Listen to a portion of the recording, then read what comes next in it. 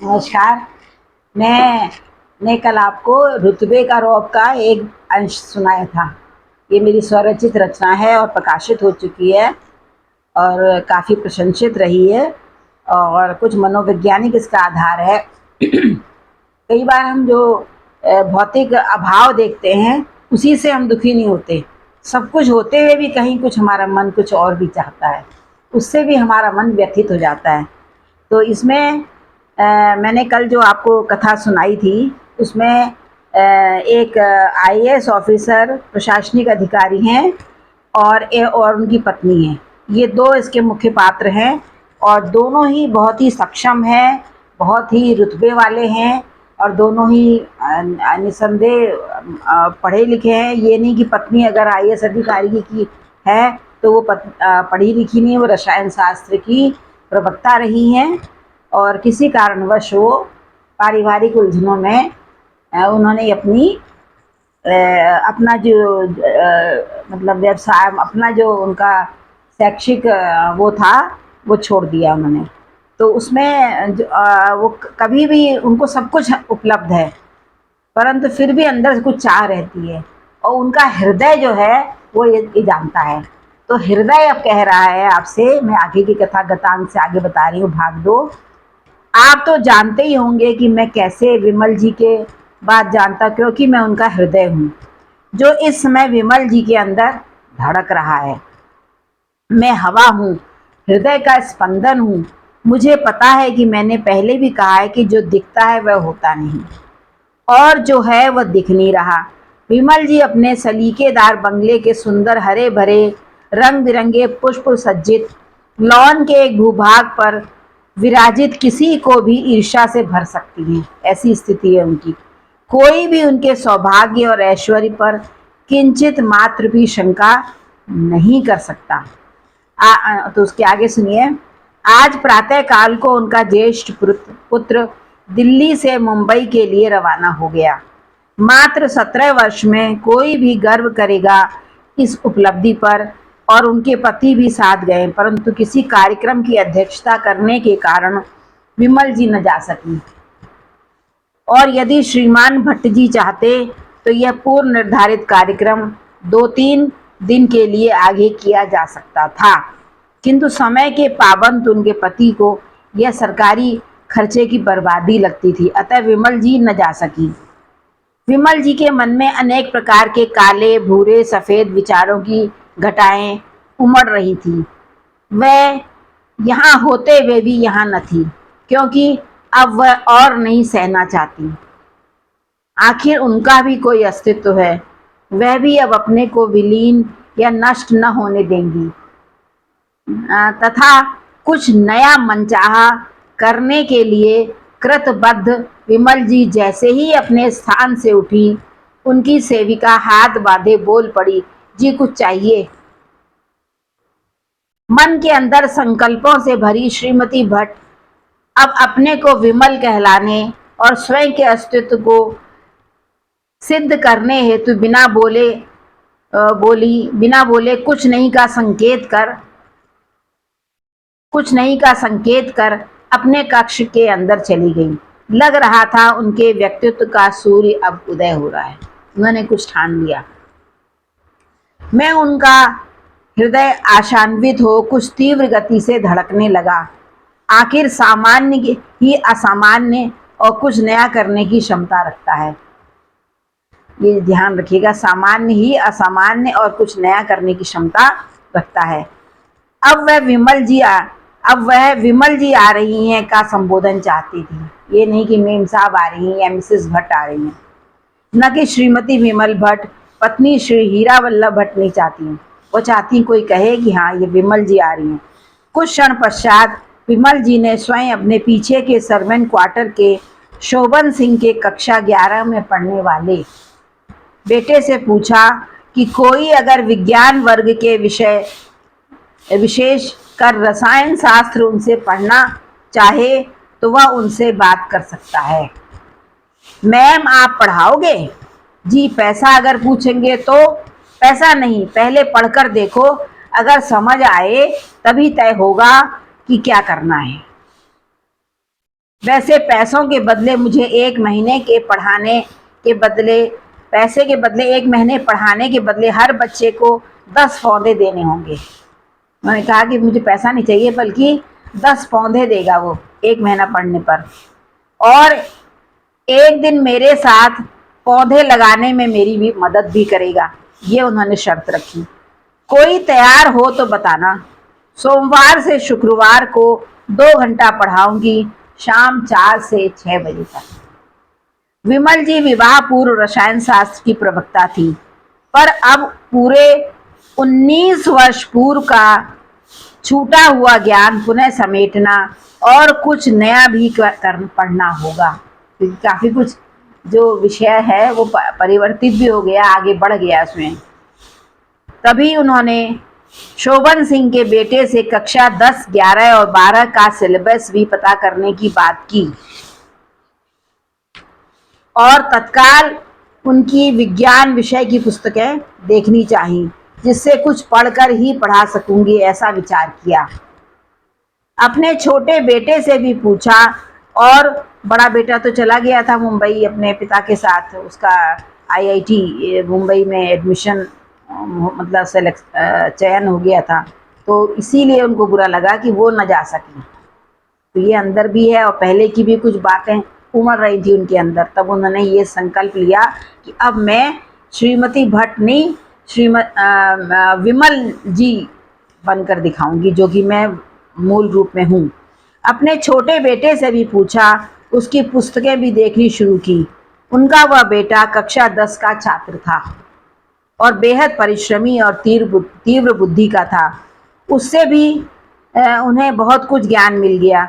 वह उत्सुक भी था कि माँ आज पढ़ाई अध्ययन की बातें क्यों कर रही हैं।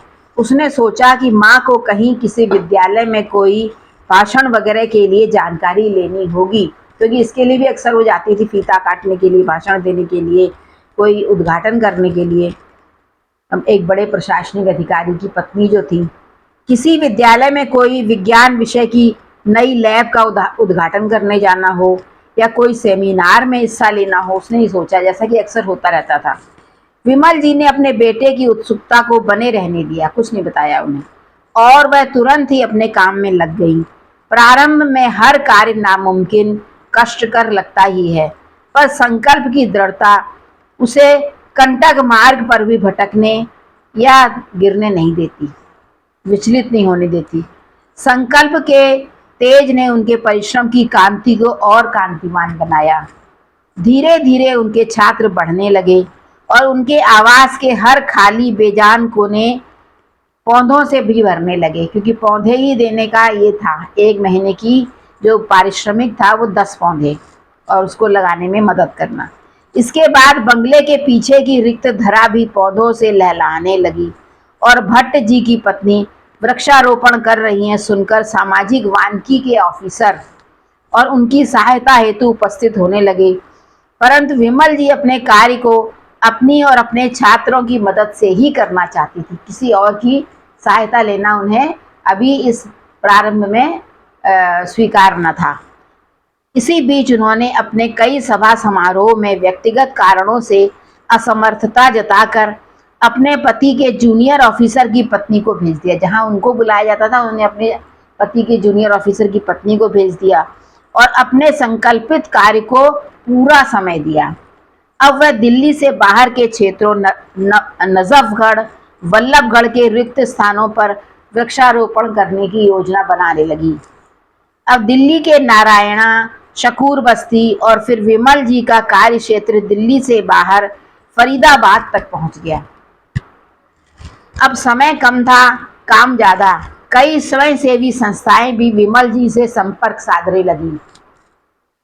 उन्होंने अपने पति के नाम का सहारा लिए बिना अपने कार्य को परिणाम देने का प्रयास किया। कहीं पति का नाम नहीं लिया, न पति के ओहदे का फायदा उठाने का प्रयास किया। इसके लिए उन्होंने अपने कुछ आभूषण भी बेचे, पर अपने छात्रों के अलावा किसी की कोई सहायता और सहयोग नहीं लिया। सदैव अपने काम और नियमित जीवनचर्या में ही लिप्त रहने वाले श्रीमान भट्ट जी को लगने लगा था कि घर की व्यवस्था में कुछ तो बदलाव हुआ है। पर फिर मानव मनोविज्ञान की अज्ञानता और व्यावहारिकता की समझ न होने के कारण वह कर्मठ उच्च सरकारी प्रशासनिक अधिकारी अपने तमगे सरकार से बटोरने में लगा रहा। इसी बीच केंद्र सरकार के प्रधान सचिव की नियुक्ति के समय विमल जी भी उस पार्टी में गईं। अब उनका प्रधान सचिव के रूप में बहुत बड़ा ओहदा होता है सरकार में। तो सबने एक लंबे अरसे के बाद उन्हें देखा। पहले अभी तक वो नहीं जा रही थी कि कोई भी बहाना बना लेती थी अपने कार्य को पूरा करने के लिए, और उनके साथ नहीं जाती थी। तो जब अब इसमें तो जाना ही था क्योंकि पति का बहुत बड़े उसमें ओहदे में नियुक्ति हुई थी, जिन्हें उनके वर्तमान क्रियाकलापों का भान था। वह सब उन्हें जब प्रशंसित करने, अब जब वहां पहुंचे तो सभी उनकी प्रशंसा करने लगे, किसकी, मिसेस भट्ट की, यानी कि विमल जी की। तो तब श्रीमान भट्ट जी को लगा कि उनके पीछे उनके घर में कुछ चल तो रहा है, जिसकी बहुतों को तो जानकारी है, सिर्फ उन्हें ही नहीं है। ये उनको थोड़ा अटपटा लगा। समय की नज़ाकत को समझ हुए अपनी पत्नी की प्रशंसा को मुस्कुराकर सुनते और सहन करते रहे। जब सब उनकी विमल जी की तारीफ करने लगे तो सुनते रहे। विमल जी भी हाथ जोड़कर और स्मित हाथ से सबकी प्रशंसा को वहन करती जा रही थी।